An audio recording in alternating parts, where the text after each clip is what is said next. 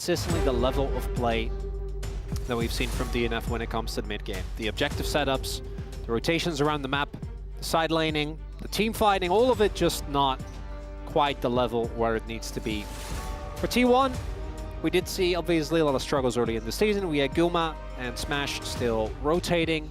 We had Doran heavily underperforming compared to where he has been ever since, I want to say like 2022, right?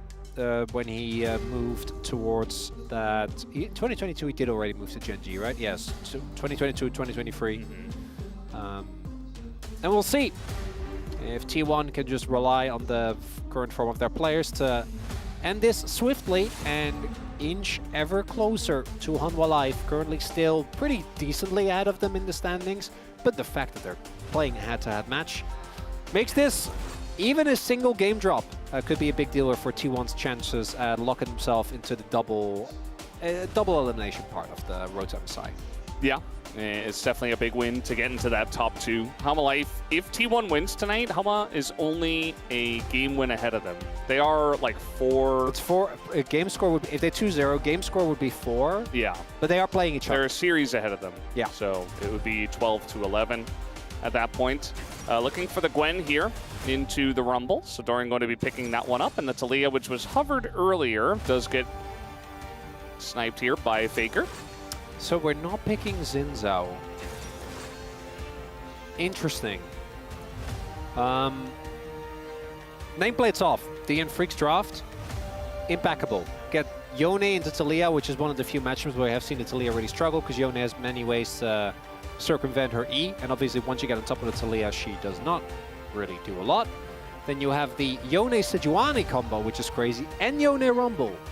And I was really hoping that it was going to be the Xin Zhao. But would you instead see Owner on Skarner?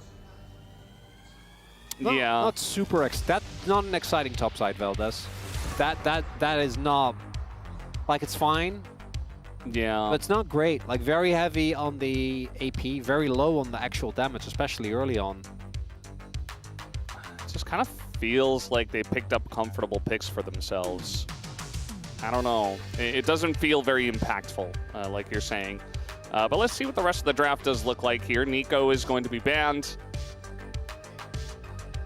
which means maybe they want to go for a Renata lane this time around, which wouldn't be surprising with Guma Keria. Alistair, very common to be banned away from red team. There are two angles. Either you go for like Ashe Renata comes to mind, right? That's one that you can head towards. Any Renata lane, I think, for Keria, because his Renata is crazy good. And the enemy team is very short-ranged. Or you go towards like Jhin, and then with Jhin you can basically slam whatever you feel like, whatever Keria wants to play. Except, I guess, Renata. That's not a pairing you want to try. Jhin Renata? Yes. Zaya does get taken on the board. Rakan still open as well. Instead, with the power of Skarner, I think this makes a little bit more sense, but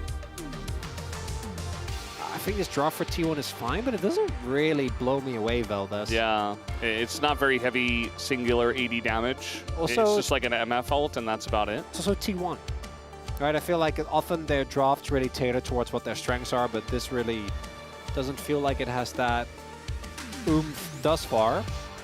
Senna would make sense. And then you can go, what, Rel?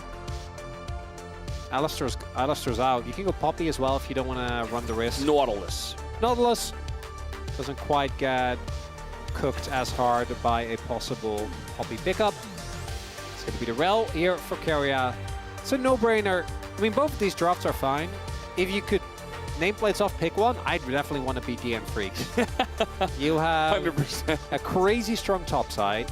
You have a Senna, which these type of skirmish comps, I think it really bolsters them because you can go for these longer fights without too much risk. And then you have Nautilus to kind of tie it all together with the Sejuani. It's a really good 2v2 unit as well. And it's one of those comps where you have a lot of CC, but going Mercs doesn't feel that great because you're playing into Yone, right? Like, it doesn't do anything for the knock-up from the Nautilus. There's a lot of damage in general.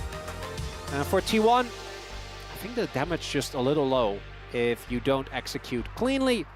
Oh, it's T1, so we're going to give him the benefit of the doubt, but I could definitely see issues for this comp if you start falling behind. Imagine if MF is behind and you're forced into early skirmishes, and you're like, you're Skarner, and then Talia's just sitting on like Archangels, and then the enemy team Yone just ults in and Yeah. just kind of booms you. Yeah, I feel like T1 from the red side, they kind of... It's fine. It's just fine. I don't know. Just makes me uncomfortable. Like, you're going up against an S-tier draft here on the side of TNF. If there was a... Even though I get why you want to avoid man, but like even a Xin Zhao, just so owner's on the carry as opposed to a tank. You know, owner on the tank always makes me a little suspicious. I mean, if they go in and the Skarner gets the Impale, he's going to like that. So maybe that's the angle for the Skarner. Bit of disengage there and protection. But here we go. Game number 1 is loaded up. Let's hop onto the Rift. 소환사의 협곡에 오신 것을 환영합니다.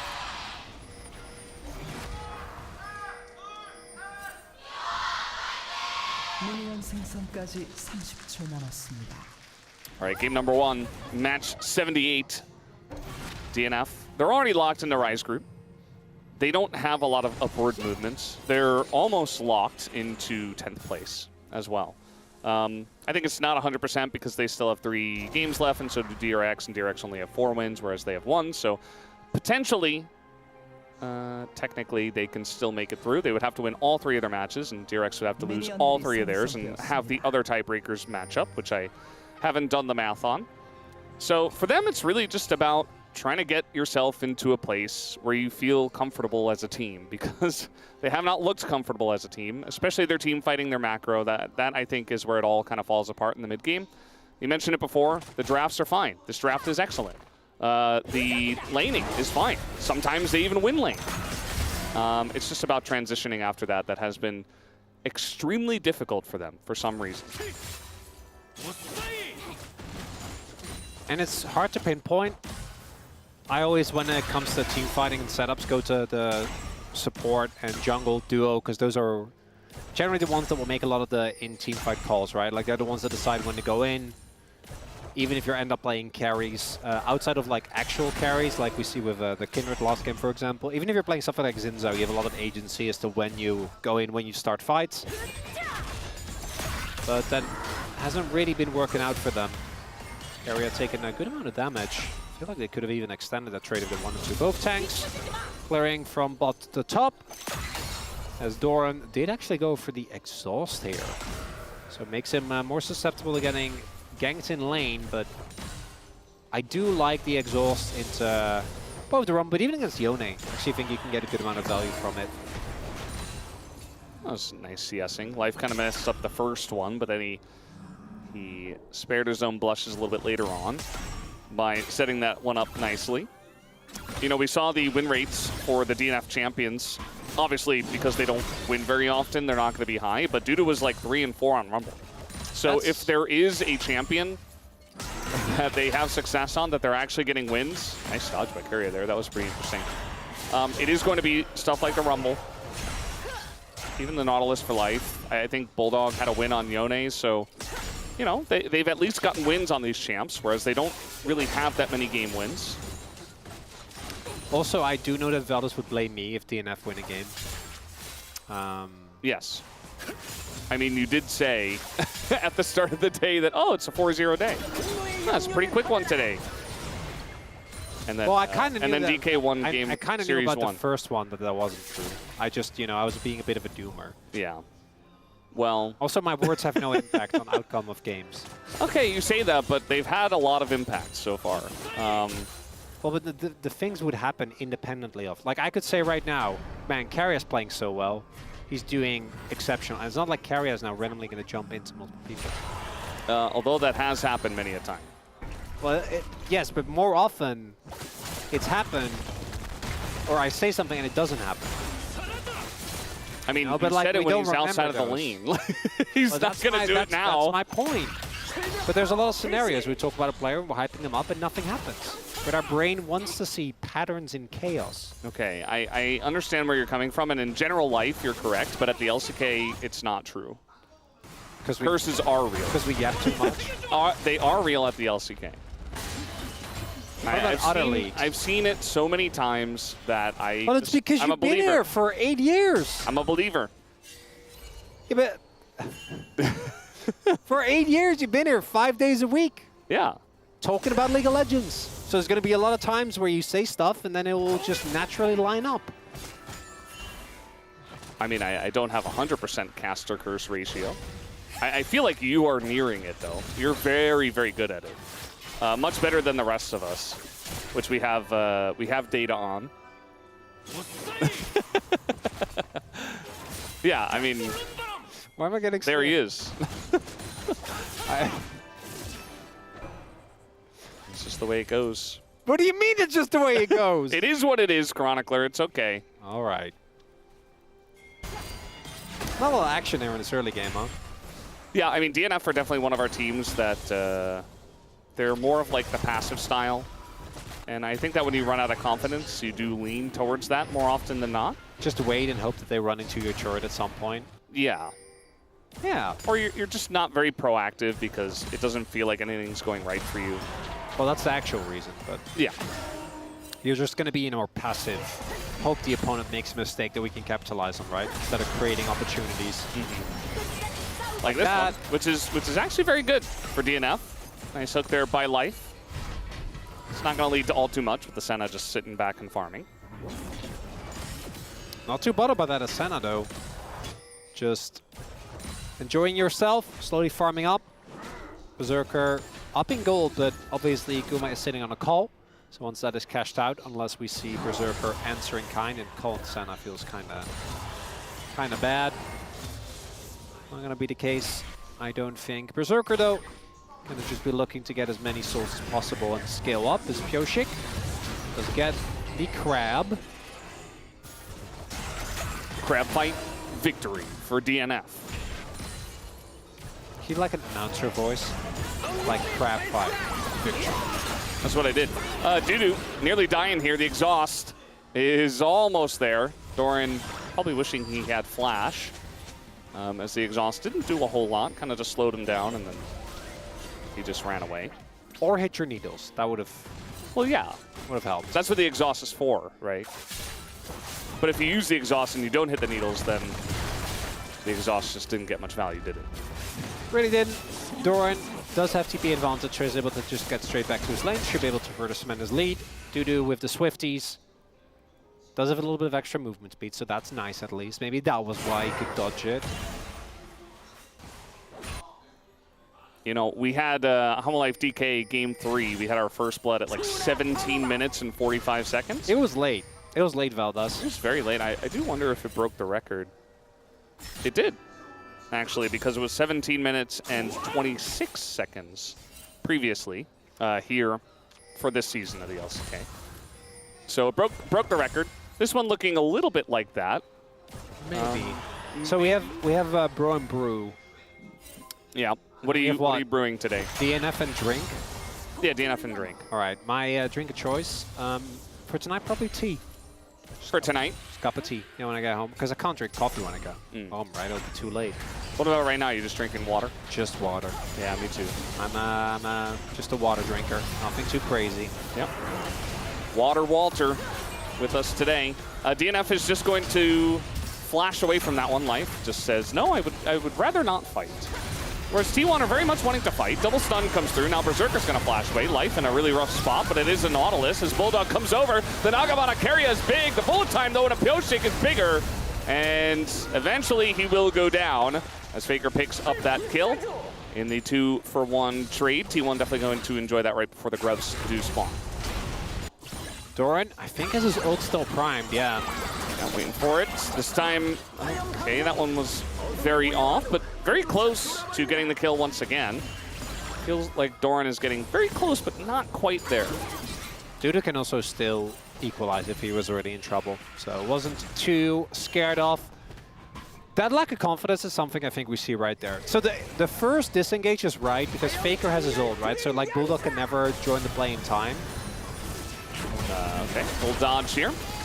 As Bulldog gets away from the Skarner, who does not have Impale. Used it in the last fight.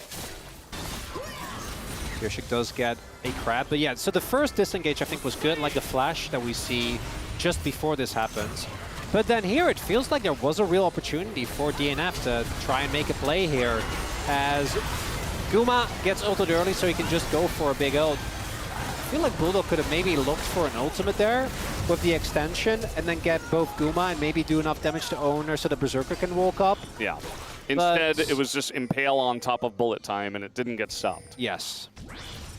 Yeah, and I don't... This is one of those things, like, I feel like Bulldog should have just ulted there, but maybe the team call was, no, we need to disengage. Like, we don't know what's being said in comms. That does feel like a missed opportunity as Pioshik might be walking in... Oh, no, he is a ward. He is not walking into the trap. He is fine. Yeah. He's Sejuani. Impale's ready. They can just go for Dudu. Yeah, I mean, this is a 3v2. Stun comes in, there's the Impale, and you see Pioshik is going to help him out. Dudu able to flash away. And so he stays alive underneath this turret. Impale and the Magnet Storm down now. Still a big window, getting a flash. Well, there is a member there. Maybe a punish on Doran here. Does get slowed. He is the Gwen, so... A huge gasp from the audience as Gwen dashes. Maybe just walk up. Feel like you can maybe at least get the exhaust. Realistically, I don't think you kill Doran ever there, but particularly with Senna that only has Shiv. We talked a lot about the Shiv. I think the Shiv makes sense. I think in this comp you can get away with going Cleaver.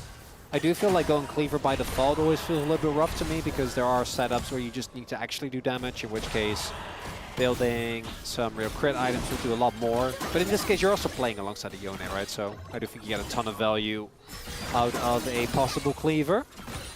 As Dragon now started for DNF. We're just going to get it. Yep. T1 are like, nah, we're not interested. It's an Infernal into an Ocean.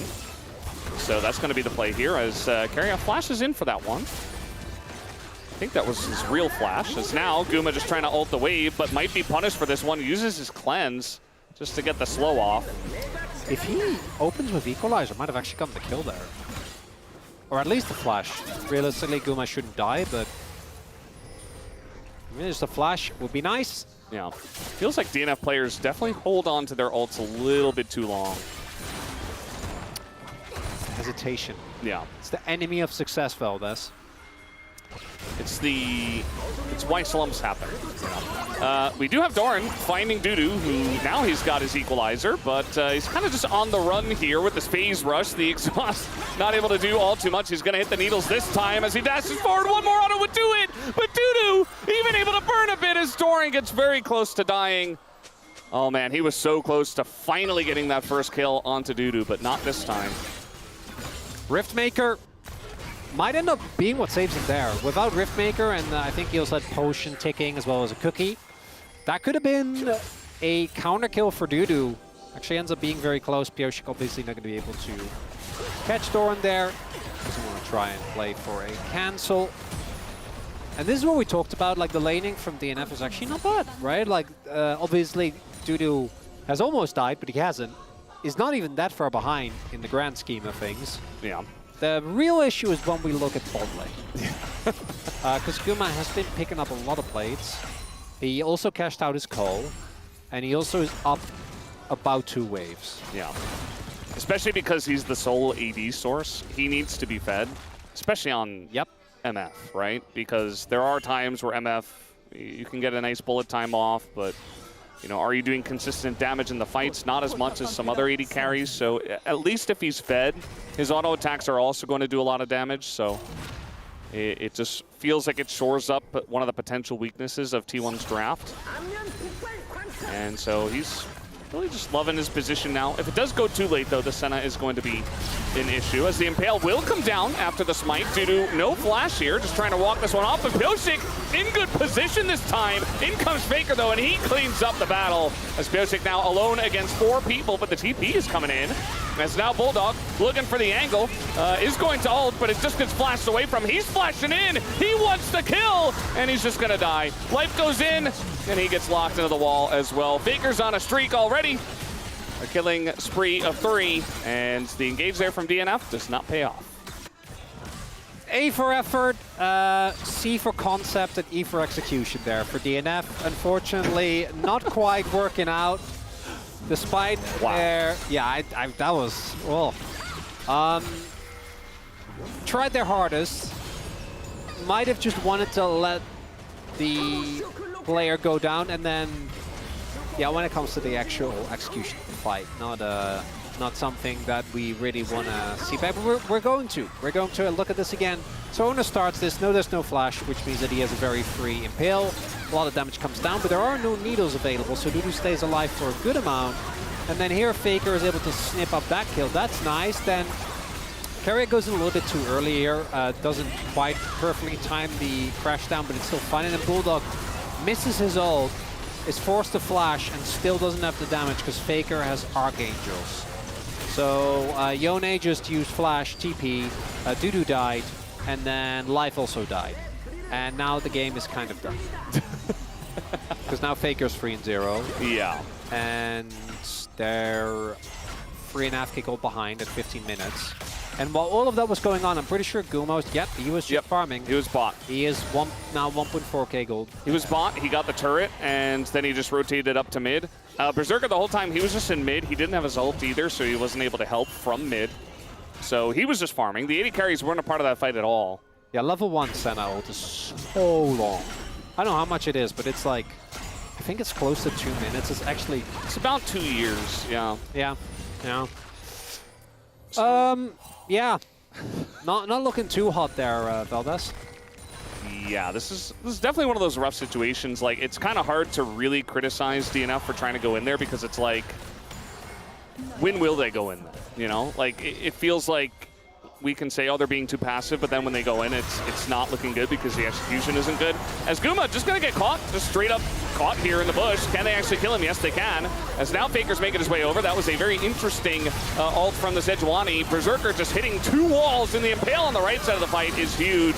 Bulldog does get over there, does get a kill onto the support, but Life is definitely dead, as is Pyoshik. Not the cleanest fight, but Guma does bait them into a really rough spot, as now Bulldog, he's getting run down here by the mid and jungle duo. Owner gonna lock him into the wall, and that is gonna be the end of him, as Faker 4-0-5 already. Meanwhile, Doran is just snipping away as this starts with a pretty big... I don't know, Gilma, why are we defending that river by ourselves? I don't know. Has some still end up going down, but a lot of resources are invested in making this happen. And then Berserker gets basically 1v1 by Faker, so doesn't really get to play the game. And then Bulldog joins by the time the fight's already lost. And with Gwen, if she just gets to do multiple 4-stack snips in these type of fights and hit multiple people, she's going to completely obliterate. As what is this? Come on now. Ox is here today, by the way. And okay, so that was the... This is just this is what, the fourth today? It's at least the 3rd in a row. We started out with Mountain. If we have the Chronicler curses on real cam, I want to see an empty couch for Ox cam. Okay? I want fair... What is he even doing? Just treatment. Well, clearly not watching the game. Yeah. Yeah, look. Unacceptable. Even little Tibbers is disappointed. It's not okay. I mean, 3 in a row is actually unacceptable. Should have a serious talking to. Oh, we will. Them, yeah. We will, yeah.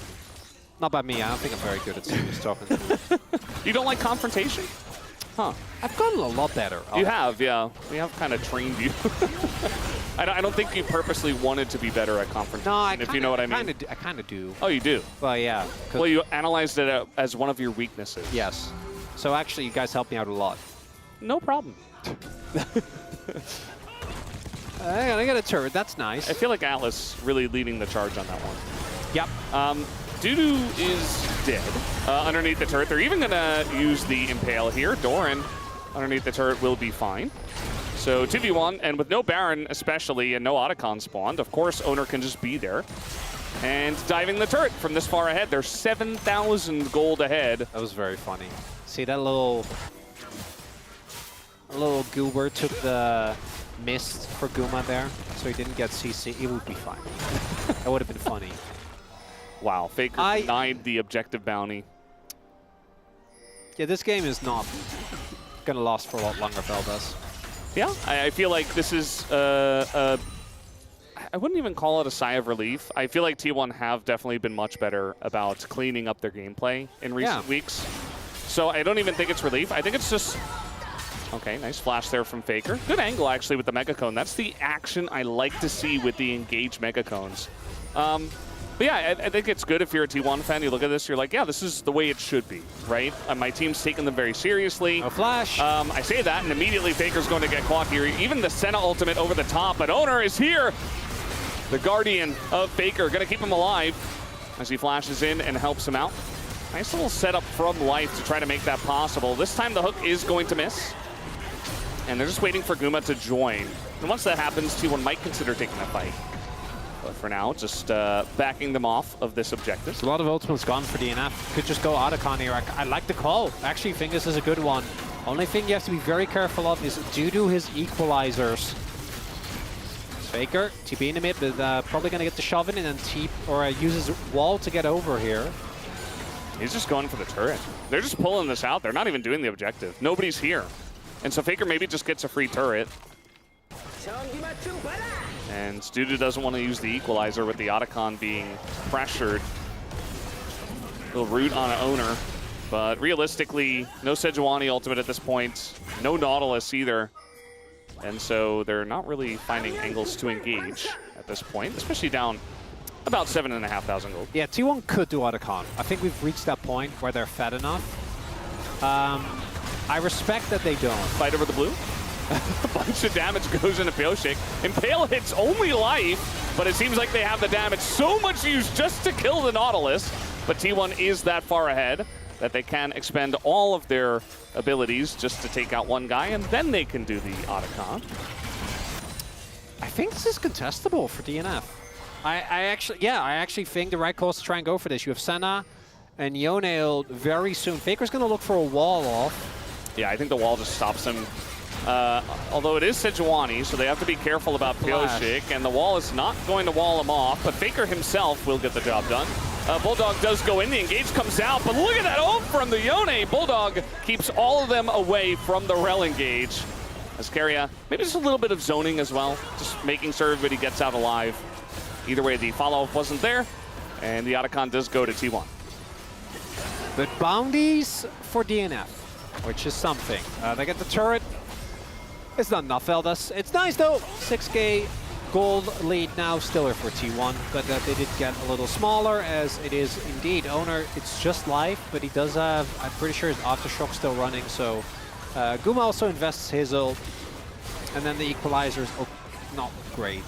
Imagine if they still the equalizer here, because this combo from Bulldog and Berserker actually ends up doing a lot of damage, with both Guma and Faker getting caught in that. If they did... Well, we got a little fight here, as this time it's going to be Faker who's caught. Not sure how he got himself into that predicament. But that's a big shutdown now. Didn't see who the kill went over to, but either way, it's a lot of gold going over to DNF. And this was pretty much an unlosable game. Bounty. Yeah, it's another bounty. It's going to delay the Dragon Soul. I mean, we only had 2 dragons up to this point, which is pretty low. But either way, it's still a nice little win here for DNF. Never say never. So as I said earlier, clearly the game is not over yet. You absolutely said that. Yeah, I was here. Clearly the game is not over. I remember, yeah. And anyone that says anything to the contrary is a fool and should be made fun of, is what I said. Because we I remember you saying that, yeah. Yeah, we can clearly see that gold graph swinging back up. So how did this happen? Oh, yes. Banana Brush Ward. Playing for Crab. Come on, Faker. It's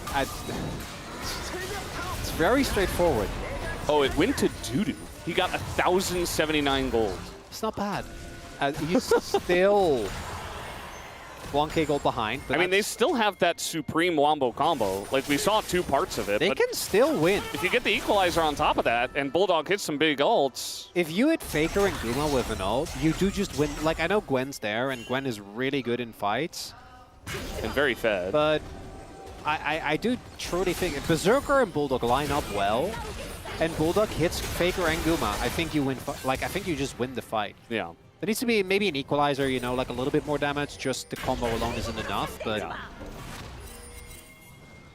Oh, and the same trap. Uh-oh. It's just this. He knows, right? Right? Yes. Well, he's still going to get flashed on. And here comes Bulldog. Uh-oh, that was a very interesting combo. Either way, Faker trying to flash away from this one. Impale is big with Carrier coming in over the top. The bullet time is huge. As T1, they gather up. They use all their ultimates together, and their wombo combo is the better one. The equalizer is good, but they don't really have the damage. Bulldog goes back in as he says, well, I'm probably not getting out of this one. Or at least that's what I hope he said. And now Dudu being chased down pretty fast and actually decently tanky. T1 still going to win the fight and take out the jungler, so now they get a free Baron. If that ult hits and Faker dies, maybe that fight is salvageable.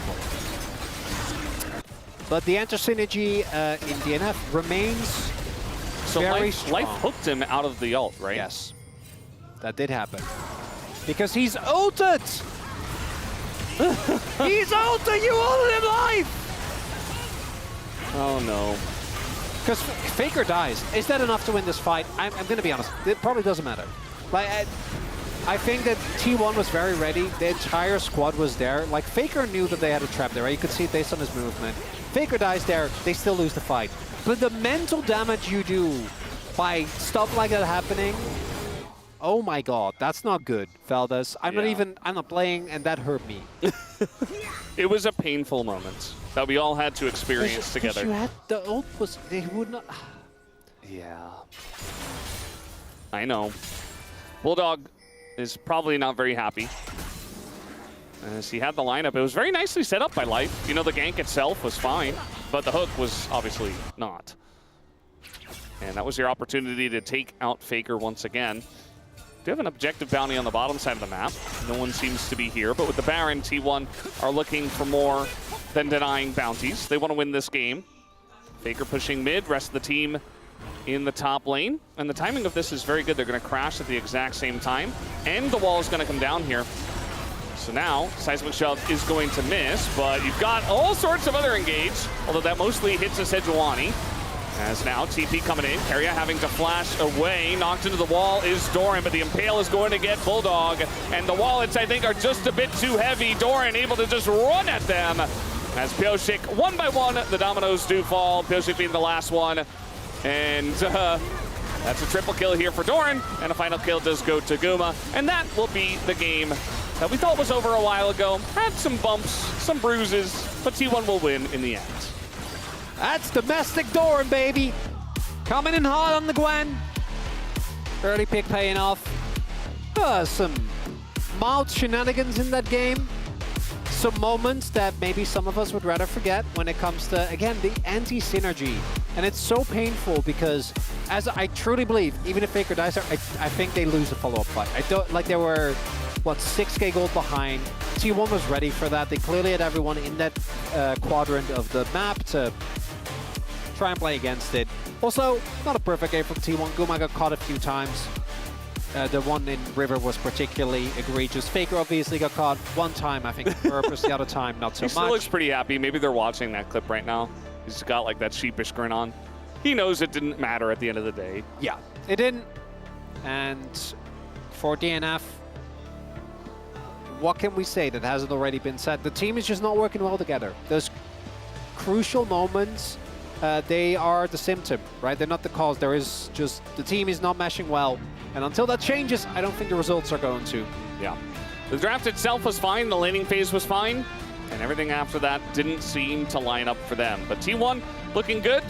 Again, some bumps along the way, but they got the win in the end, and that's all you could hope for. 1-0 here for T1. We'll take a break.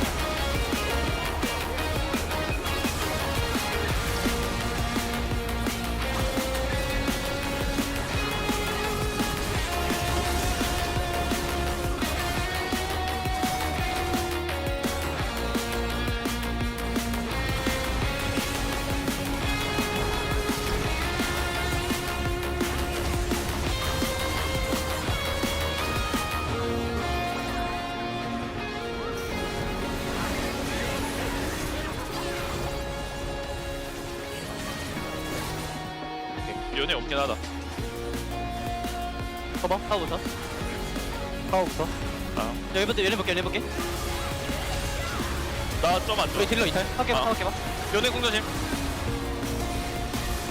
요네. 천천히. 보지 않아? 세나 몇개 살린다. 럼블 노플이야, 럼블 테나 노플. 다 잡아. 좋다 이거 예예예 럼블 노플이야. 예예예예 너 죽는다 그거 나 말하는 거야? 어 내가 죽는다고? 어 당해주지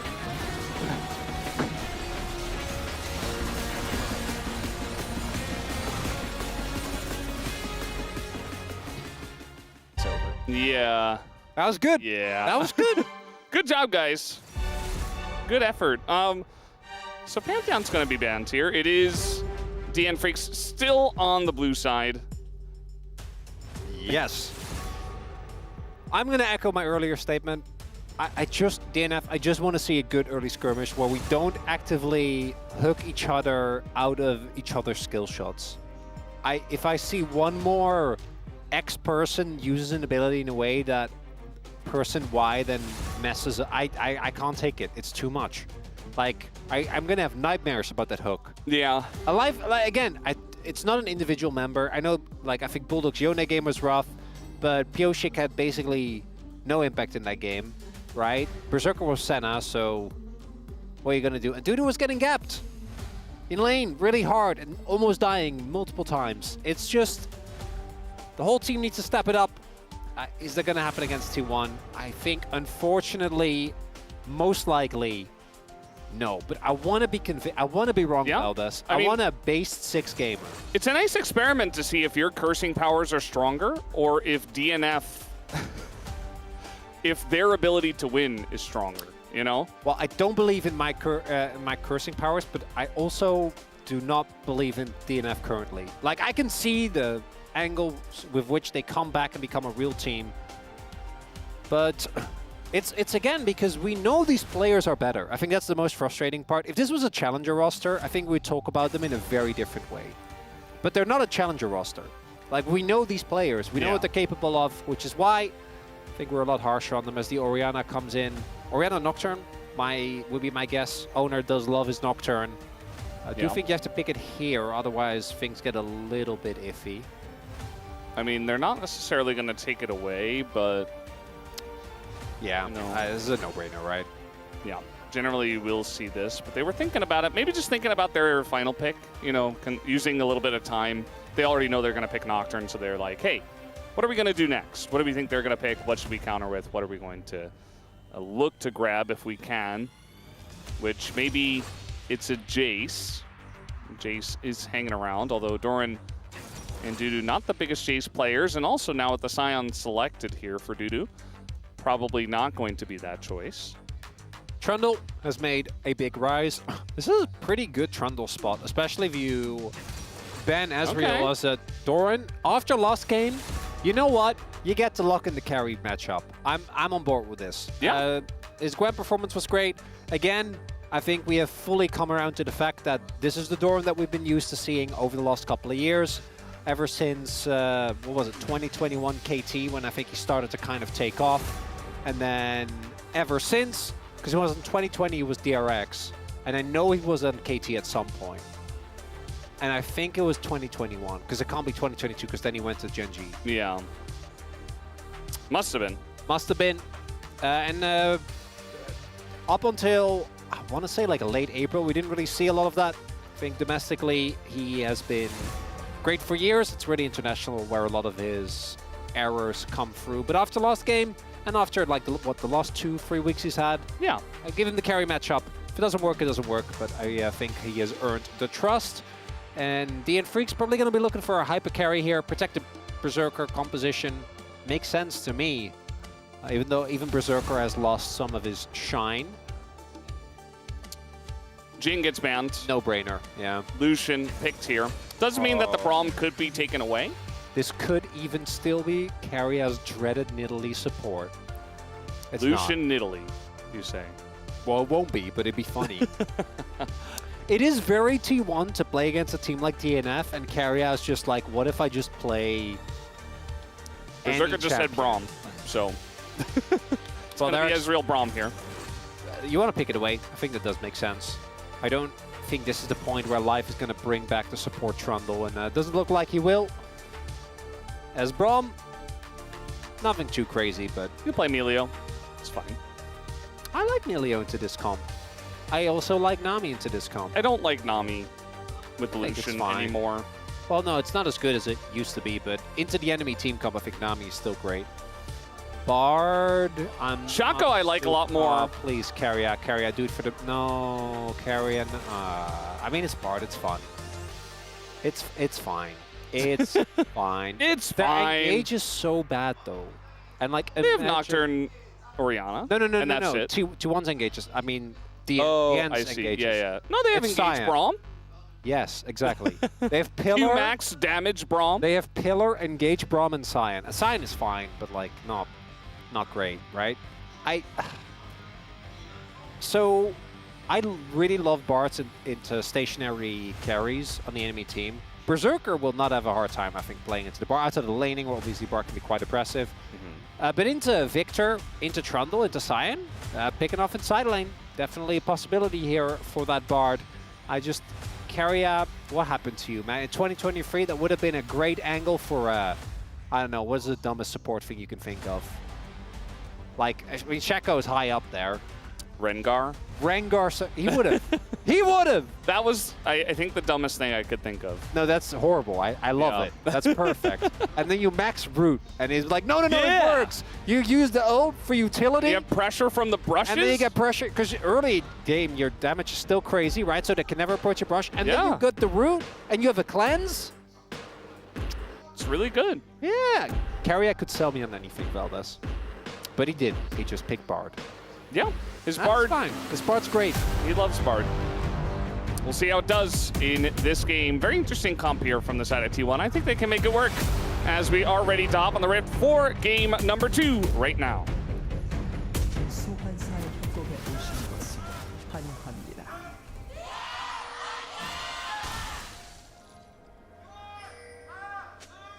미니언 생성까지 30초 남았습니다. Alrighty. Game number 2. T1 trying to get as many wins as possible. The game score matters, and they need Humalife Esports to lose to them directly. And then T1 get as many wins as possible and try to get that second place away from Humalife Esports. Snatch it away right at the very end of round 2. Bring us back to what we know is the real LCK. Genji versus T1. Genji versus T1.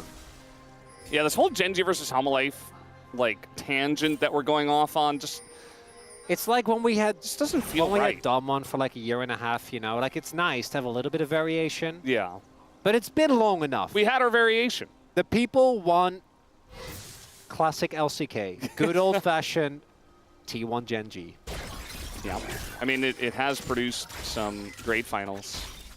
That And 5-gamer. and some really bad ones. It's really we really Yeah. have had the full spectrum. Yeah, that's true. The most I recent mean, when one it was happens amazing. so often, it's like Yeah. you can't have everyone be a Well, banger. the most recent one, which was last year spring, was incredible. Yeah. That was one of the best finals we'd had in a long time, and then We're we going had crazy. the summer finals, which was even better, Mm-hmm. which is kind of insane to think about. I think we're due for like a double 3-0 in MSI qualifiers, Veldas. I'm worried. I mean, Genji is there. They have So- been Genjiing a little bit. Yeah. I think that on paper, we could expect the 3-0. It might not happen, especially if it is Humalife who makes it there. I don't know if T1 can challenge them yet. I feel like they're in a really good streak right now. They're definitely coming up at the right time, right before Road to MSI, but I still feel like if Humalife is playing 100% of their form, which today obviously they were not, and recently they are not, when it comes to best of fives, I feel like they should still have a better chance. Yeah, I never say Genji. never. But when it comes to T1 Hanwha, that is right now, I think, an extremely and we're gonna get a little preview of it. Yeah. This It's on Wednesday. We get the best of 3 version of it, and then we will have the best of 5, I assume at some point during the split, or during the Road to MSI, rather. That is matchup I am extremely excited for. I am a bit worried, that, as we highlighted earlier, that the you know, domestic Gen G just hits a little too hard. But when we get to episode, that's when things get fun. Yeah. That's when anything can happen. And we just won't know anytime soon. Just gotta figure it out. But if you told me, you know, like a month ago... Does he just die? He's gonna flash, and now Doran is going to hop away and heal himself. That too is Doran. He's gonna be happy that Pyosik isn't here yet. Dead. Yeah, he's just dead. He flashes, and Pyosik is there. It's first blood. And Pyosik on the Trundle getting first blood. Feels pretty good. You get your Trundle. You got the Q. Yeah, I mean, they And know he gets Trundle's up Pillar. there, so... Yep, that's going to be the Crab also going over to Pyosik. And And as I that's really said- not doing as much as you'd like. That too is peak Doran, right there. I've seen him make that exact play on like 5 different champions. On 5 different On teams. 5 different teams, 5 different times. As really, Faker's the only one where you see this Orianna and you go, ooh, that's not looking too hot. Obviously DNF, Bro, and even Nongshim recently have been doing a good amount of struggling. I feel like, you know, our players here, we're in Fearless, right? And we want to have as much variety as possible, but the most creative they get is just going into Orianna when there's no other control mages left. I wonder if there are other options that we could go for. You know, I'm just curious. You get into, I think you pretty quickly get into, once Victor, Azir are gone, you get into territory of things like Veigar and Nivea, which I think are really good, but they are a lot more like dependent on... Syndra. Syndra isn't real. Nice angle there. I think Bulldog is totally fine. A couple more autos could do it, but I think he doesn't have the angle, as Keria is just going to give us the Bard emote and say, I was just here to help Faker, that's why I flashed. We also have a good read on the patch note, gang. A double spellbook from Keria and from Life. Nice. If he had Ignite, would have been a kill. Could have happened. Pyosik, I'm pretty sure, got the... He got the big one, yeah. The big raptor. It went down to 1, and Owner almost took it, but it didn't happen. But yeah, the kill went over to Pyosik, so I don't even know how much this matters for the 1v1 matchup. I think the Sign, you're still just going to have a bad time. But the early game, I think, is the hardest. If you can get to mid-game without falling too far behind and you get enough resistances, I think eventually you're not going to be too bothered. I feel like it's very happy times as any jungler to get a kill early and have that really nice back. I mean, it's not going to change everything, but it's going to make your clear a little bit faster. Maybe you have a little bit more presence in the lane. Maybe you're able to fight over more objectives. It just feels very good. Having a beat Trundle is not ideal, but that's what they picked for this composition, and that's just fine. Trundle's clear, not the fastest, so it's going to make it just a little bit faster. Guma, it feels like he's been laning alone for the majority of this game. Keria is up a level on him, even so. Keria is Bard. Bard just, you know, generally Bards around. As, yeah, Pyosik will win this. Yeah, he will win that. Pretty hard. But Fear also denies him from winning it. For now. And Guma's still up here. Keria's nearby. But, yeah. The second that Ezreal Braum came in, it just felt like there wasn't going to be a lot of angles to do much, although a bit of damage goes into Life. You see that Guma is going to get healed up and push forward quite a little bit, but Berserker and Life just kite back. Ezreal Braum, very good at kiting back, as you can imagine. They both can hop back and put up doors and just say no.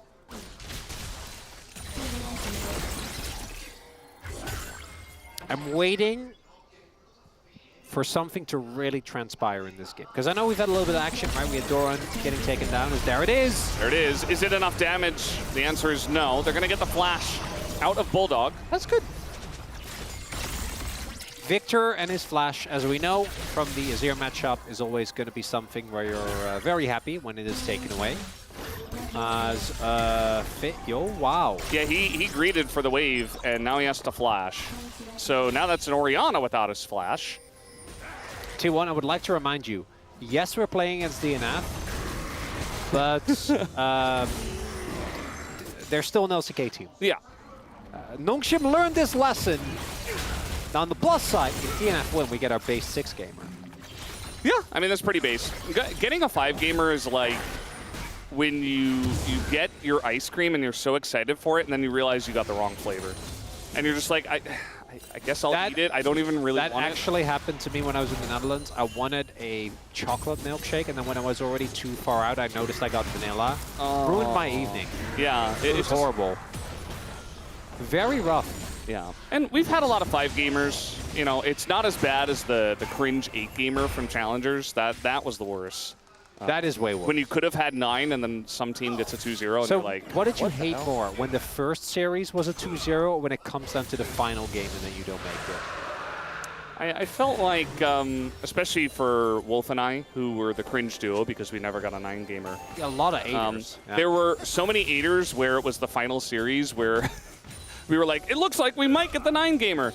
And then they just 2-0. And it looked like they were going to win and get like the 1-1 and we would have 9. And so that one definitely bugged me a lot more. Bit of trading up here on the top side. Berserker up a level. But again, not too much pressure unless Guma wants to press his R button. But until then, it'll just be trading. And that's about it. Faker doesn't have flash, but Kyoshik will walk over a ward here, so don't think Faker is really at risk. Owner also has his ultimate back up again, but did use his first ult and not get any stacks on that ultimate hunter, so DNF, early laning lead. It is just a kill, but it's something. Doran just gets to do basically whatever he wants in this lane. Yeah, the first time we saw Nidalee was against Sion, right? I'm pretty sure it was. It was like that or Jace. I think it was Zeus picking Nidalee into... I forget who it was. Someone was playing Sion.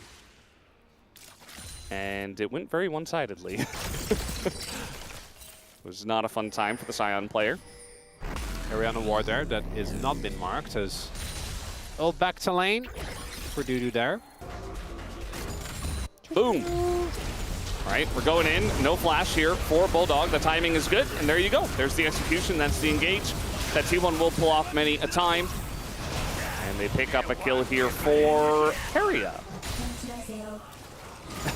It's time for Battle Bar. Uh-oh. Faker also no flash, and they're just going in onto this one. Nice ult here from Keria is going to get him away. As Trundle and Braum, not the most chase potential, but they will try. Especially in the short lane of mid, it's not really going to feel very good. And so Faker does get away.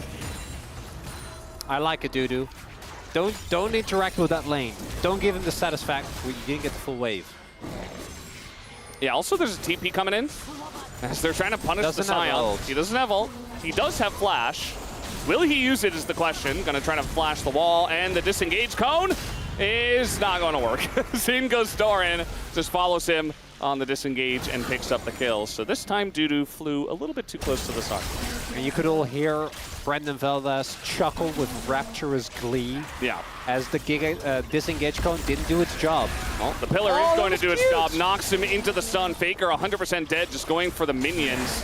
And eventually, Bulldog will kill him. Bit of damage comes in down on the bottom side. Still a very close game at this point. DNF, don't do this. Don't give us hope.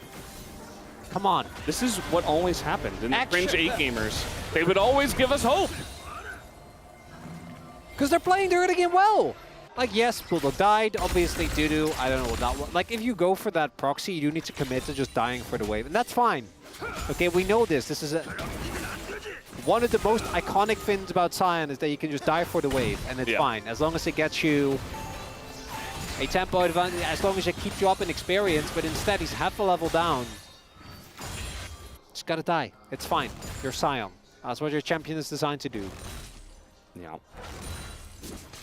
Unfortunately, he did give that kill over to Doran, which is going to make his life even harder. So Trinity Force is done for the Nidalee. Not great. X-Plate there for Owner as well. Yeah, I mean, with Orianna and Nocturne, I feel like you can go for a lot more plays. Well, especially onto a Victor. I just think the movement speed and attack speed is just always good on Nocturne, right? Like, I really don't mind it as much. And if you look at with Victor, I think realistically you can just stay on top of him anyway. And then with Berserker, if he has E, you're not getting him. Yeah. So I know how much stride or how much value Stride Breaker really gets. It's still good, but Yeah. Different situations where you can use it in. And we're just still hanging out. It does feel like a close game. I do like that DNF are giving us some hope because last game was a bit rough where we thought the game was over at 13 minutes. And then we were like, oh, maybe. And then it was over at 27 minutes instead. Carrying on Blood Song. It's a bloodthirsty bard. Battle Bard. Battle Bard. I mean, let's see how these fights go. Owner's just going to go in onto the Victor once again. We don't see the Shockwave coming out until a little bit later, and finally it goes off. But now Guma's here, and the culling is doing quite a lot, and this Bard ultimate is going to catch them. Can they follow up with some damage? Double flash comes out from those guys. The sun comes in from Keria, and life is finally going to be taken out. DNF still sticking around, even though they didn't have Berserker. Does not go well for them. That's rough. Because either if Berserker's there, I think that fight's playable because it was actually a pretty long back and forth. But they were clearly lacking damage because Bulldog died rather quickly, and then well, they need damage, right? Like, you're not really going to be able to, well, not Bulldog dying rather quickly, but taken out of the fight, so he couldn't really do too much more. If Berserker's there, then maybe, but instead I try to disengage, but you're playing into Bard, so like disengaging is obviously not really going to be a thing that you can easily do. As we take another look at the fight here, it's again the Bash Bros, Braum and the Trundle trying to make things happen. Good exhaust there on Owner. The Shockwave does very little. But then here, as we see, Faker's fine. And they're unfortunately not able to really take life out of the equation. As yeah, my bad, it was Pioshik that was taken out. But it doesn't really, like, even if Pioshik is in the middle of them, he just goes down. I mean, it's a 3v4 the whole time. Well, it's also, it's Rod of Ages, Lucidity Victor. Yes. That's not going to do enough damage. It doesn't do damage. No. We saw that, yeah. It is not a damage-dealing AP carry in this game. Owner is here. Could look to just combo. You know, you got Hexplate. I feel like any opportunity you get, wherever Faker is, Owner should just go there and look to ult. As here we go once again. Going to go in onto Braum, as life just accepts Ghosting. He is. He's running. He's very fast, you know? It's going to delay a little bit of time. It's not going to matter all too much as Kerry just ults himself. Does he get away here from the Trundle? Looks like maybe no, as even the shield not going to help. Pioshik with the subjugation is still in a 1v2, but here's Berserker trying to make things interesting. Gonna flash. Nearly had the angle there on Guma with the double. That was very cute. As now Bulldog makes his way over and T1 will respect. I say that, Faker's still fighting this one. He's going to eat a Chaos Storm. Doesn't want to flash. He will be just fine. Man, if only they had someone who did damage, that would have been good. Unfortunately, they don't. Well, actually, that's not true. Not a damage AP carry. Well, no, they have a damage dealer. It's just Pioshik, who does actually do a good amount of munching there. As Doran, did he die in what was effectively a 1v1? Yes. Is he still living his best life, unbothered, in his lane, alone, against Sion, who can't really do anything against him? Also, yes. Yeah. It's nice. The 18 Italy top just feels like a better version of Quinn, you know? We used to get the Quinn sometimes in these positions, especially into Renekton. And yeah, this is just life being a little bit too far up against Orianna Nocturne. You really have to respect that. But he didn't. I do like the call from Pioshik to go in, though, because they use a lot of cooldowns there, right? 2 ultimates gone. Keria tries to stall for as long as possible, but Pioshik just uses him as a lethal tempo stack. And then here you can see Pioshik actually does have a lot of threat. Berserker really like the angle there. If he hits that initial Look at this flash Q. I know. So close. If that hit, if both or either of those two Qs hits and they actually get the kills, would have been huge. Still get the Herald. And still, DNF are in this game. And our dream of 6 games remains alive, Feldes. Yes. Well, that's really all that matters. Yundo, one of our guys who did the observing, still does the observing for Challenger League hated 9 gamers, he said. Whereas for us, we would call it the based 9 gamers. And they were pretty based. I don't know what it's like to be that based. Again, me and Wolf were just the cringe duo. My favorite part was when Ox came in, hot dropped the Challenger broadcast, and immediately, like, 360 no-scoped the 9 gamer. Yeah, in his first try. I think it was, I don't know if it was first, but because he was filling in for me. And he definitely did hit it. As we have a possible setup here towards top side. Pioshik's there. The combo's here. Everyone is waiting on everyone. All right, we're doing the combo. Taking the bait. Is it happening? It's not really happening. The shockwave is only going to hit the Trundle, and now Owner in a really rough spot here. Carrion not able to help him either, and it's more money to the Trundle. Fed Trundle 3-0. Pioshik carry angle. Any believers in chat? Well, no one else on his team is doing damage. He has to step it up. Only he can do it. He's got Warden's Mail. Gets a chomp on the turret. That's Trundle's favorite thing to do.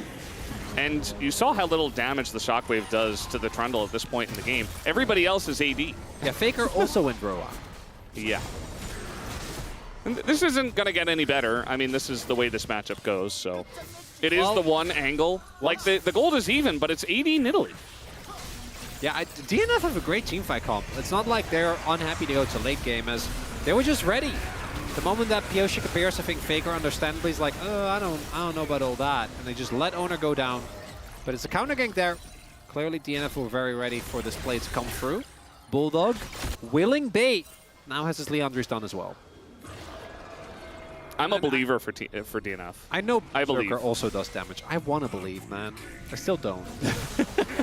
I need more. I believe. I'm a believer. It's Hex Tech Soul. DNF coming off of a big pickup onto Owner. Big pickup. And they're setting up for this Dragon. And Hex Tech Soul, when you've got Ezreal in your team, always fun. Also, Doran can TP, but he is AD Nidalee. Do you really want to do that? No. I'm not so sure. Are they going to go in? No. Well, kind of. Carrion goes in. And I don't really know why. Berserker going to get a free kill. I didn't actually see, but I'm telling you right now, I think he tried to smite it away. Because he's Bard and he has spell. Okay, there you go. The Smite Steel Bard did not work out, though. Well, I'm also, I don't know if they changed that, but originally you used to get unupgraded Smite. Which doesn't it's like, why even go for it? do a lot compared to the real Smite, which is what Pioshik has. Pioshik also getting a merry combination of items. Actually stopped by the thrift shop before he went for those kills. Is DNF actually is actually happening? I believe. So like, Berserker hit his spike. Bulldog is playing pretty well. Berserker hasn't died yet either. That's big. Berserker hasn't died. Pioshik also hasn't died.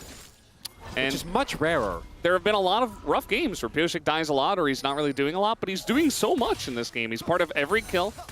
The Trundle looks great, even from the first kill. We talked about the snowball, the Trundle snowball. He actually got really close. Yeah. I love the idea. You know, it's like earlier, the concept is very cool. But just because you can probably doesn't mean that you should. I struggle with this a lot. But also it's a Bard death, right? Like, I don't think really... It's still money in the bank for Berserker. Yeah, that's valid. And now they're sieging turrets. And the combo is going to come in here. This time it does connect, but just going to go golden is the Trundle, as now that front line is being torn apart. Pioshik goes down, and Owner gets away with his flash, so the siege doesn't quite work out this time for DNF.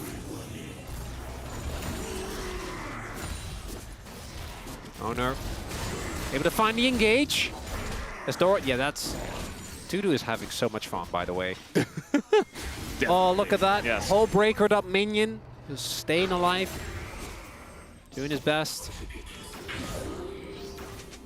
I like the new Hull Breaker. I think it's fun.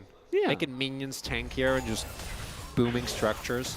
It's enjoyable. Taking a look at the combo here. Nicely walked out of. But the main thing is it puts Pioshik in an awkward position where he's not actually able to get out. The rest of the team not really able to protect him. That is a big shutdown going over to Guma, who already is quite fed. Well, I mean, he should be further ahead, but because of the CS lead and the fact that Berserk, pretty sure, was able to pick up just a lot of money across the map. He's actually not as far behind as I thought he was going to be. Or far ahead, rather, for Guma. The biggest lead that's not AD Nidalee is the mid lane. So Bulldog is starting to begin to think about doing damage. He did pick he's up going the to go Zhonya's next. No damage. Only defensive. Which, yeah, we're always haters. You are playing into Nocturne and Orianna. This is one of the occasions where it's like, and even against Bard, I feel like you can get a lot of value out of it. Yeah. So, might actually be one of the occasions where it is definitely correct. I just, maybe try something not roller related. Just sit on that Catalyst and go from there. As Life now also has Smite, so they can go for Otacon and should just win it. I love how there's been a lot of stuff happening in this game. There's been like 5 kills to either side, and just imagine the entirety of this game, Dudu for 24 minutes has been laning against AD Nidalee. Oh, it's horrible. It's so sad. This has been his experience of the game. I do think, instead of Unending Despair, just go warm-ups. I'm not even memeing. Yeah, no, it's a good idea. Now we do have the Trundle here, so Doran just going to hop over the wall, and the pillar does come down. And if this stun hits, maybe, but now Owner is coming in, and now the follow-up with the Scion ults, and they do get the punish. And nothing on the top side for T1 to take except that Otacon, but they're not in position to do so. So that's going to relieve some of that pressure. I want to believe. I'm a believer. I'm not believing until it happens. I'm locked in. I want to believe, but I'm glad you are. We have one committed member here on the desk. There is so Spirit Visage, I'm not the biggest fan of here. Right. Like, I know it's good on Trundle because of your the amount of healing you do, but and it's okay with Thunder Sky, but you are playing into just Orianna. Yeah, and she already doesn't do damage. Yeah, at least Faker went Shadow Flame second. That helps a little.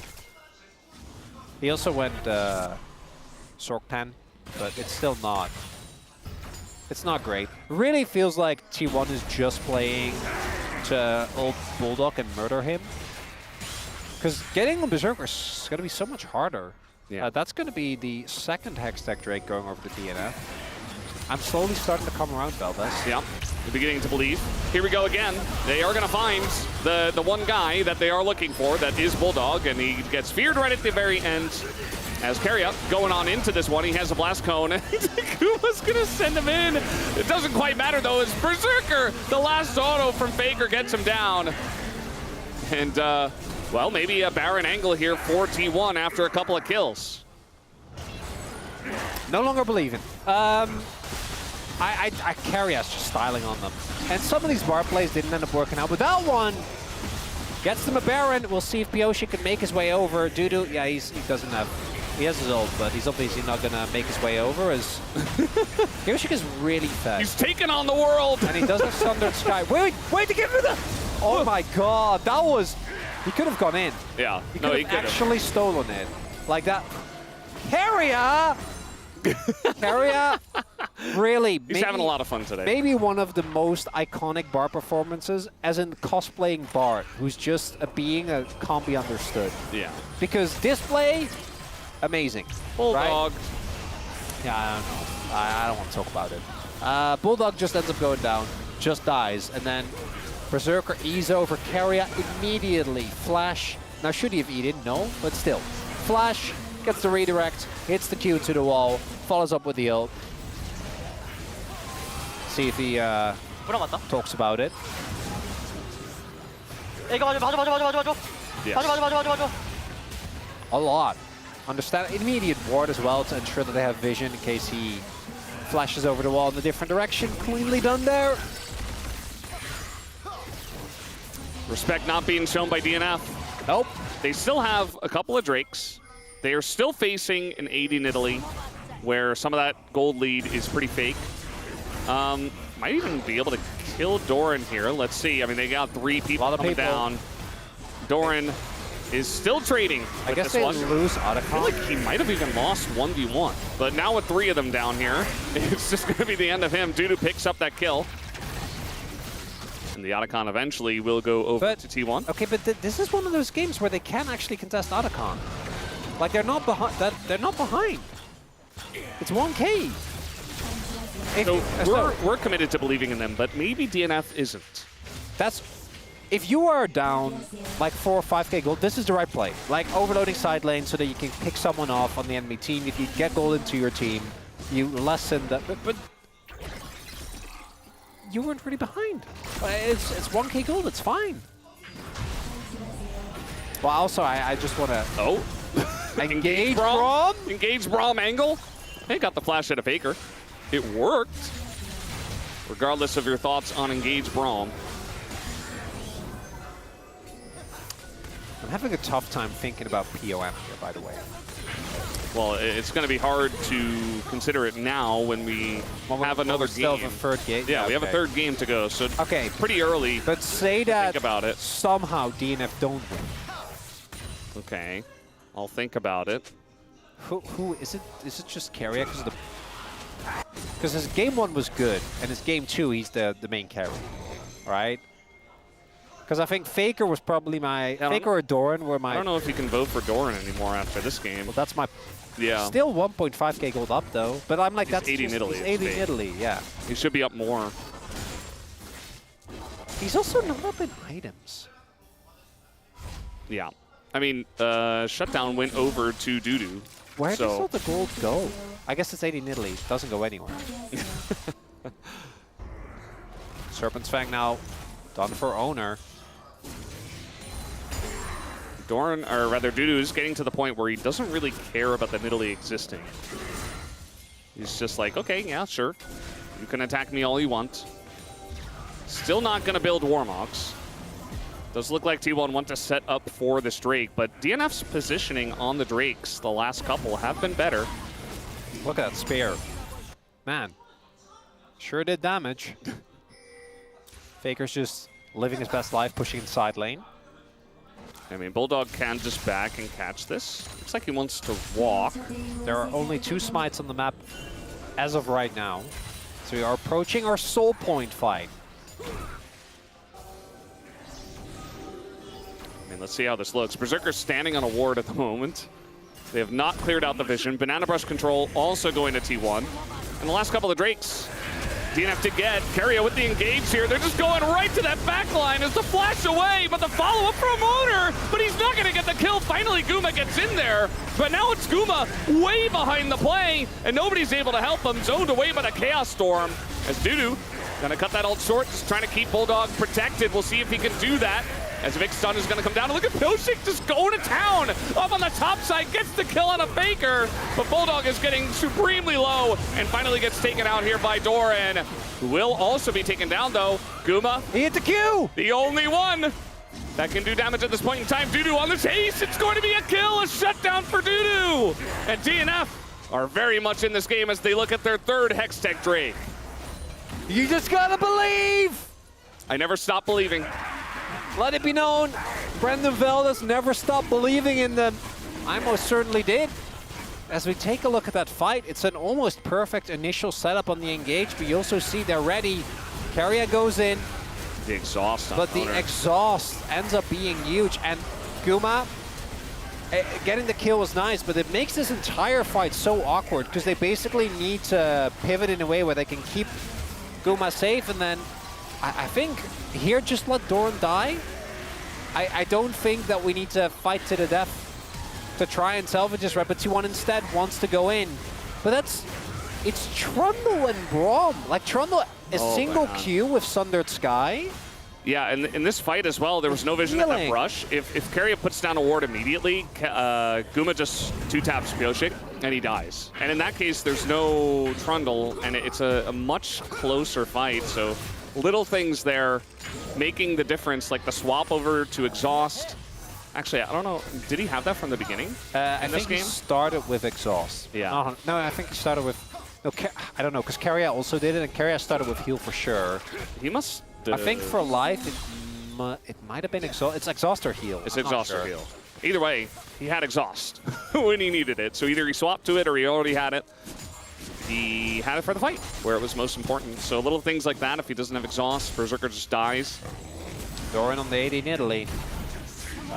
He does have a 1.2k gold lead as well. All right, they're going to go in on the Berserker, and there's the combo once again as he flashes the wall and he lives. Just barely. Not even close, baby. That's why you pick Ezreal right there. Can't believe he lived. That's Nash otherwise. Flashed too. He actually just shifted, which makes more sense. Still no flash here for Berserker. I know that's not really what happened, because I think Owner has a very specific role in this comp.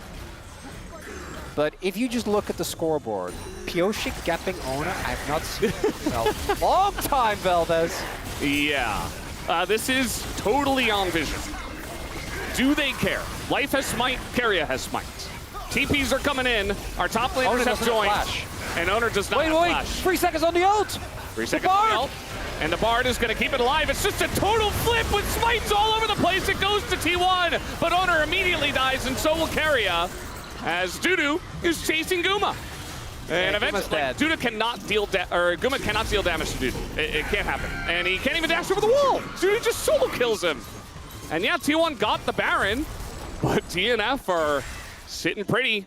3 Hextech Drakes, 3 more kills on the board for them. The dream remains alive, Valdez. Do you believe in miracles? Well, I'm starting to.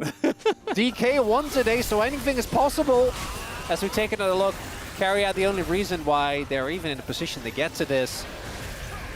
Delays, and then we're just diving. We're just diving Faker. He's just here. He's just dead. Already flashed. Didn't matter. He just dies. And T1 have Baron with 2 people on. 2 people had the Baron. Say. Yeah. And now it's only Doran. Who isn't real, as we have Stayed in Italy. I mean, that gap is closing faster and faster. Okay, they're going in on the Scion. Choo-choo.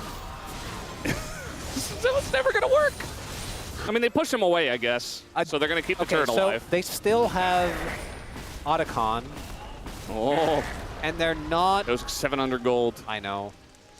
They're not that far ahead in global gold, but it just feels like the composition, even if now you just blow up...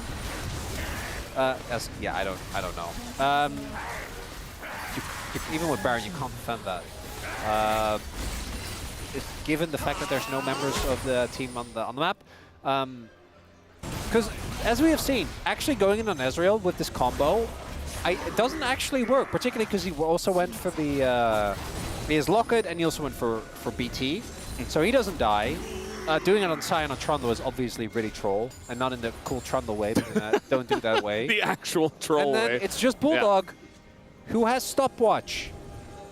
So I don't know. I think I don't see it for T1 unless we see big mistakes from Bulldog and or Berserker. Doran doesn't win this lane anymore either. There's 0 side lane pressure, and now you've got an ED in Italy in your comp that doesn't help in the team fights either. Might be time to buy Blade the Ruin King, buddy.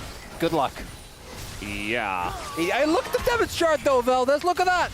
Yeah, Dudu's in seconds. I know. That's Scion. 35k. That is what I saw immediately. Yes, you're right. Once Hextech Soul comes in, that's it. Right? Like, there is no shot that you can win the game as T1. Hextech Soul is just too powerful. A single laser, a single Q is going to ruin you. They gave up the first 2 Drakes. The third one, DNF took from them. And now they're trying to engage onto Bulldog. Keria ult's going to do a little bit. Gets Bulldog into a rough spot, but immediately life runs over and just gets his shield up. He doesn't even flash. And now their engage is done. Dudu is totally fine. Still Scion. And this dragon is up. I think can just try to go for it. No smite available here as Guma's going in. He's got a very nice angle, though, on a Bulldog. They do turn on to Doran, who tries to engage his AD in Italy. Not sure about that one. And now he is going to go down. That's first pick going the way of DNF. Life gets low. And then a huge shockwave comes in, but it doesn't deal damage. From the side of Faker, double stun comes in. Guma is desperate to get his game, but he will not be able to. He does his very best. But it's just Hextech Soul potentially here for DNF unless Owner has something to say about it. All right, Doran. I'm sorry. Give that card. No more Nidalee. We can't do it. Because they Put it are away. so close because of Guma's heroics to actually making this work. T1 are desperate to try to stop They this. can't give this, they know. Owner has his ult. I mean, we're going to see this ult coming in. Owner, they could just probably turn onto him as the fear does come down. He doesn't have a choice. Owner's like, I guess I'll just try to hit the dragon. He is doing quite amount of damage. Might see a little flip here, although the stun goes in and Owner gets it. Somehow, DNF not able to secure it, but still able to pick up 2 kills. And this Scion is so giga-fed But compared to where he should be in this game. game's not over. Denied the Hextech Soul, and now T1 have a Hextech Soul point of themselves. As again, a lot of heroics here to kind of hide the fact that Doran just goes into 5 people and dies. Just gets unceremoniously blown up. The shockwave from Faker, even then, like, it doesn't do that much damage, right? You can see it even there, and it's not until Guma tries his very best and is so close, particularly, don't forget, with those resets, Franks from the Otacon, Look at this. the explosion. They're just pushing. This turret's going to go down. And DNF, they don't get the inhibitor, but at least they get the inhibitor turret. It's not done yet for DNF, but they are in a commanding lead in this game. Comp-wise, Jack Show done for Pioshik. What's next? Blood Mill, Titanic Hydra. Really, it's Guma against the world. And Faker, Yeah. I feel like Faker should be doing damage soon. Like, once Void is done, obviously it'll be better. Did you see his 4-man shockwave that just did negative damage? How is that even possible? Because he doesn't have Void. And I want you to look at the itemization on the enemy team. There's so much ammo. Everybody's so tanky. So much. We're not even looking at Pioshik's stolen resistances, right? Yeah. All right, they're going to try to go in on the Berserker. The fear is going to land, but they're going extremely deep for this one. Can they take out Berserker? Yes, they can. Guma might have to trade his life for it as down he goes. It's a trade of 80 carries. With Baron on the Rift, DNF will set their sights there. A lot of ults used as well. They're on either side. Baron is up, but Owner is still in the air. Look at the cooldown on the Paranoia, by the way. Oh my god. Yeah. Gonna be available very, very soon. This game still a bit messy. Doran, okay, he's in the jungle. Should be completely fine. It's just about can he do stuff that matters, as Pioshik is definitely feeling very confident. It's been a while to see this dominant of a game from Pioshik, so I'm sure he's enjoying it. Also making Trundle look good. Not a lot of people have been able to do that in a close game. In a close game, Yeah. in a long amount of time. But the trade did end up working out, right? Because we give Faker a lot of flack for not doing damage. Same for Bulldog, as we have seen. It really does feel like it's the 80 carries, but for DNF, Scion does enough damage because T1 doesn't have a front line. So, like, even that alone is enough to already put kind of a damper on T1's attempts at going for these objectives, as it's 50 seconds on the Paranoia. Thank you for to our production team, rather, as 41 minutes. Longest game this season has been 50 minutes and 39 seconds. Okay, so we get one team gets Baron, the other team gets Soul, and then we have an Elder flip, and then we go to game 3. Right? And that goes over 50 minutes. Yeah. It's all coming together. Yeah, Velvis. It's all coming together. You I'm and seeing me the lines. Losing the our base minds 6 together. gamer. We've already had DK beat Hanwha Live. DK had not been a higher ranked team. And I'm not even joking. I think it actually is since 2021. Because like they get really close all the time, but they never actually win. So if T1 can, then Pioshik can beat T1 since, well, I mean, definitely with KT last year. But that's not what anyone's going to think about when you say Pioshik beating T1. Yeah. The dream's alive. T1, please, be so funny. Keria, Guma, I know you're trying really hard, but let us have this one. Well, I think we're going to have a game 6. Well, game 3 in I'm this series. still... I'm a believer. It should happen. I'm committed. Okay, but I've I'm been not committed ready. for 30 minutes. I'm not ready. You have. I've been on the fence. All right, we're doing Baron on Vision. Oh, it's a bait.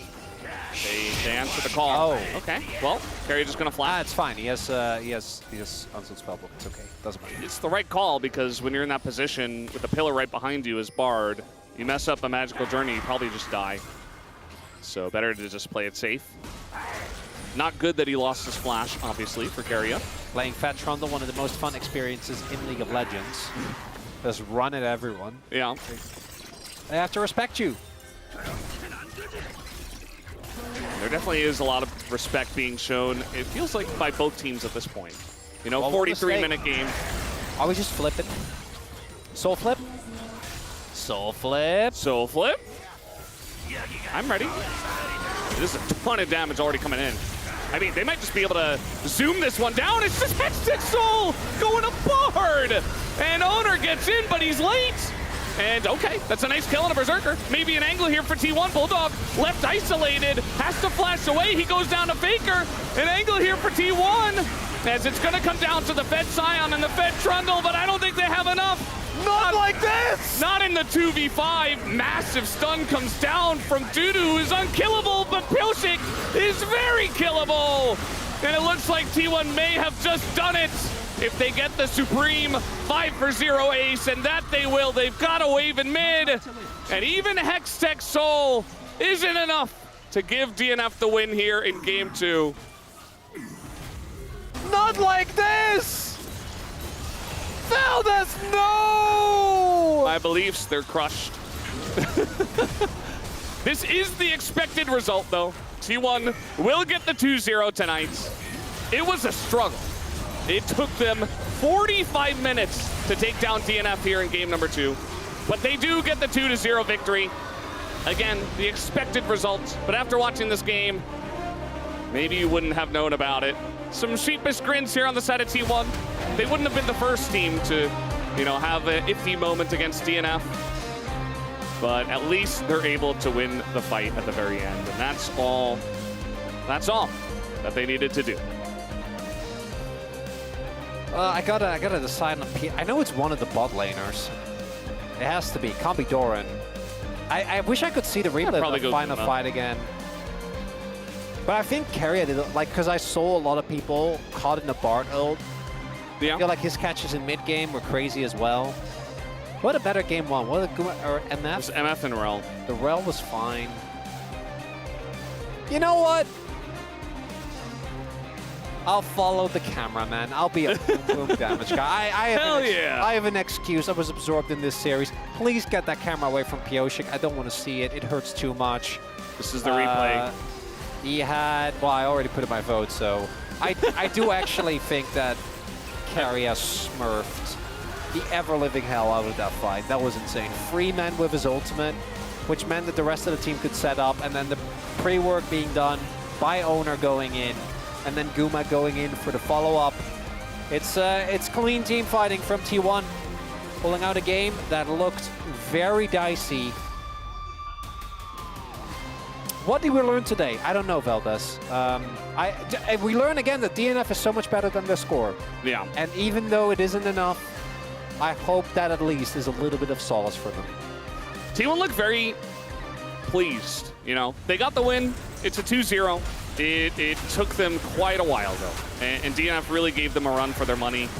Any LCK team, even a team that is now 1-15, can take games, can take series. You have to respect everyone, and I think T1, they're known to do a bit of happy gaming. They did some happy gaming here, and DNF played well. Made it a very close and exciting game. That's more that we could have asked for. I should have looked careful. I'm looking at these highlights, man. It's fine. It's fine. It's fine. You'll just be known as the Boom Boom Damage Builder. We live and learn. And not the base support builder. I think it'll be Guma anyway. I kind of got a feeling for this one.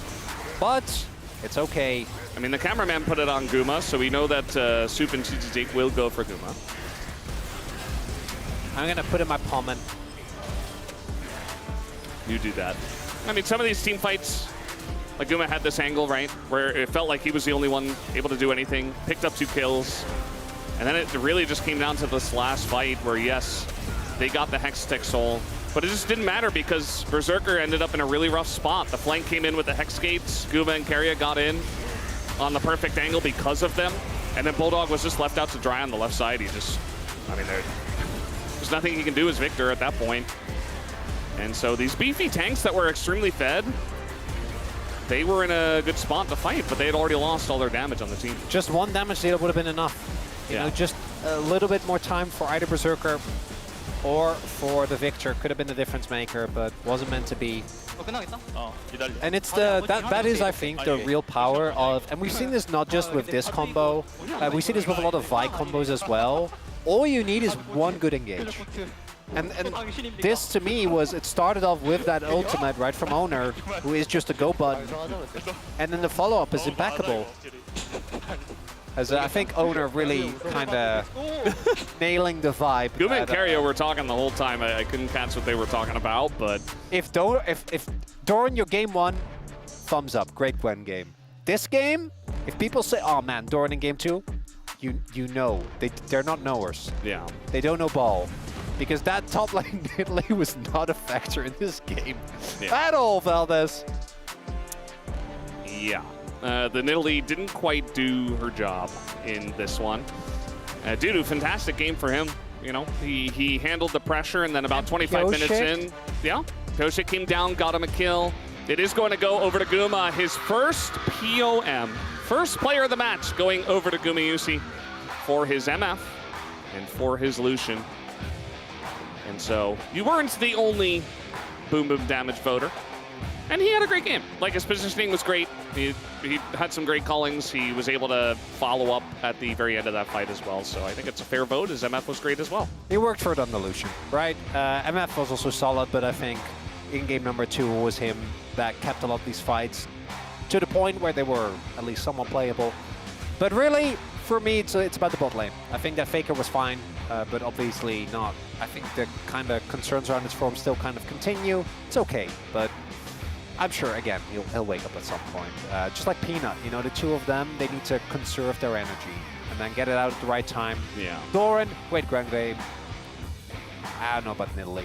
You know, I'm happy we tried it, but if this is against DNF, I don't think we're seeing it again. Yeah, I don't think we should either. I think that's fair. And Owner was just, you know. And if you're like, what happened? Because if you look back at the beginning of the day, my hair was like... Your hair was perfectly slicked back. Yeah, this is what happened. It looked so clean, and now... What happened? DNF versus T1 Game 2 happened, I guess. Yeah, my hair doesn't go in that many directions. Yeah. I've got like slightly wavy hair too, but cannot compare. Yeah, depending on how they do it, it can get either like more curly or it can get very, right now it's very swoosh. Yeah. You know, it's like a slope. I don't know why. It's pretty cool. Yeah, it's fine. The reason look great. Thank you, Val. This will look great too. Yeah. What a day. I'm sad we didn't get our 6th gamer though. That's a little bit disappointing. This was what used to happen. We should have had Game 6. Didn't happen. T1 did deny it, as did DNF. But guys, we have the interview ready. I'm going to hand it over to Ji-sun for the translation. Thank you very much, guys. This is Ji-sun for the POM interview translation, joined by Gumayusi on the side of T1. Congratulations! T1 really needed a 2-0 win to keep the second place competition going. How do you feel right now? Yeah, we were actually calculating the chances of us securing second place, and we really needed to get a 2-0 today. So I'm very happy that we made it, and also I think it feels like it's been about a couple months or like many months since I last won a POM, so it feels amazing. Game number 1, your misfortune was doing a fantastic job up against Senna, which was recently buffed. How do you play at the lane against it? So Senna is the rising pick for this match. So I don't also have too much data about the laning phase, but still you can have a lane priority. You can push lane, and then Senna has to be just like farming up the stacks and CS. So it was not too difficult. And then game 2, we almost fell to Korea's Shaco Hover. So the crowds, even the Korean commentators were going wild about it. Is that actually a potential pick for Korea? Had it not for Korea, you know, let's say it was someone else hovering Shaco. Well, no one would have expected it to be a potential support pick, but because it's Korea, we all got excited. I mean, it's just not about Shaco, you know. He can just play whatever champion he would like to as support role, so please stay tuned. And then game 2, Korea went for the unsealed spellbook, and he was able to win a couple of smite fights as well. How did the T1 players react to it? Well, when the fights are happening around objectives, you know, we're very locked in and serious. And he said, I'm going to take smite and I'm going to go for a steal. We thought it was a very possible play. So even if Bard loses his flash and dies after stealing an objective, I think it's pretty worth it. And on Lucian, you were very proactive and aggressive. Whenever you were able to do damage onto the opponent, you were dashing forward.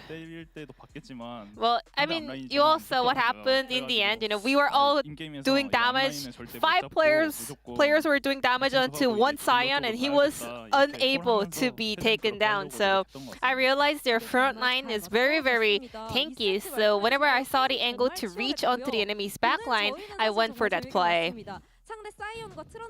Game 2 was very, very close. And let's talk about the final team fight that you just mentioned. So how were you able to find the best position and team fight angle over here? You can just see they were trying to start the dragon, so I wanted to take advantage of our vision control, so I wanted to show up somewhere that didn't have vision. And then we were able to start cleaning up the enemy Ezreal and Victor, and then later on we were able to close out the team fight by taking down their front line. It was a very hard game to win for sure, but all of the team players managed to put on a very on-point execution over there, and we were able to miraculously win it. I didn't even know that we were having a long game, you know. You know what's been trending on the LCK interview these days? I've seen it a couple of times, but I didn't really study about it. It doesn't matter. It's okay. You'll do great. So let's see some of the heart ceremony, because you just won your first POM. The fans are super excited to see you doing all the cute little hand hearts. Should I just freestyle? And here's the freestyle heart ceremony from Guma. No problem for Guma Yushi going full on freestyle over here with the hearts. Now, the next match is very, very crucial for T1. Hana Life Esports, you guys are both fighting for a spot on the LCK second place. T1's goal right now is advancing to the MSI, and in order to make it happen, you have to beat either Genji or Hana Life. So I would like to take Hana Life down next week in order to raise the probability of us qualifying for the MSI. This will be the end of the Guma Yushi interview on the side of T1, and back to the space. Thank you.